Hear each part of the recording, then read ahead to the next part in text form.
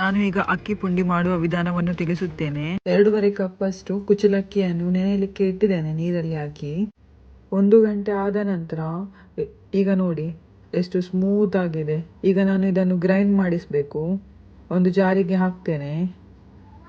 ಮತ್ತೆ 2 ಕಪ್ ಅಷ್ಟು ನೀರು ಹಾಕಿದೆ. ಅಂದರೆ ನಿಮಗೆ ಗೊತ್ತಾಗ್ತದೆ ಎಷ್ಟು ನೀರು ಹಾಕಬೇಕಂತ. ನೋಡಿ, ಜಾರಿನೊಳಗೆ ಅಕ್ಕಿಯನ್ನು ಹಾಕಿದೆ.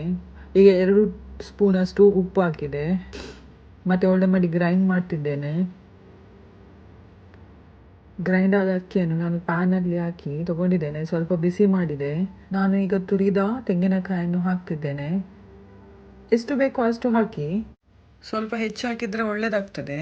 ಮತ್ತು ಇದನ್ನು ಒಳ್ಳೆ ಮಾಡಿ ಮಿಕ್ಸ್ ಮಾಡಿ ಅಕ್ಕಿ ಹಿಟ್ಟು ಒಳ್ಳೆ ಗಟ್ಟಿ ಆಗುವ ತನಕ ಸ್ವಲ್ಪ ಒಂದು ಥಿಕ್ನೆಸ್ ಬರ್ತದೆ, ಅದು ಗಟ್ಟಿ ಆಗ್ತದೆ.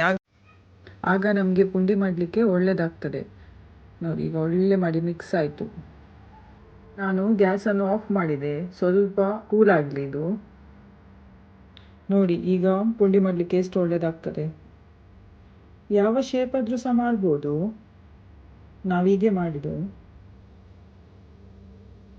ಇಡ್ಲಿ ಪಾತ್ರೆಯಲ್ಲಿ ಸ್ವಲ್ಪ ನೀರಿಟ್ಟು ಅದನ್ನು ಕುದಿಸಬೇಕು. ಅದು ತುಂಬ ಒಳ್ಳೆ ಕುದಿದಾದ ನಂತರ ನೋಡಿ, ನಾನು ಪುಂಡಿಯನ್ನು ಇಡ್ತಿದ್ದೇನೆ. ಪುಂಡಿ 20 ನಿಮಿಷ ಬೇಯಬೇಕು ಒಳ್ಳೆಯಾಗಿ. ನಾನೀಗ ಮುಚ್ಚಳವನ್ನು ಹಾಕ್ತಿದ್ದೇನೆ. ಒಂದು 20 ನಿಮಿಷ ಆದ ನಂತರ ನೋಡಿ, ಈಗ ರೆಡಿ ಆಯಿತು.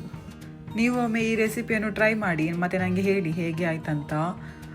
ನಿಮಗೆ ಈ ರೆಸಿಪಿ ಇಷ್ಟವಾದಲ್ಲಿ ಲೈಕ್, ಶೇರ್, ಕಮೆಂಟ್, ಸಬ್ಸ್ಕ್ರೈಬ್ ಮಾಡಿ. Thank you so much.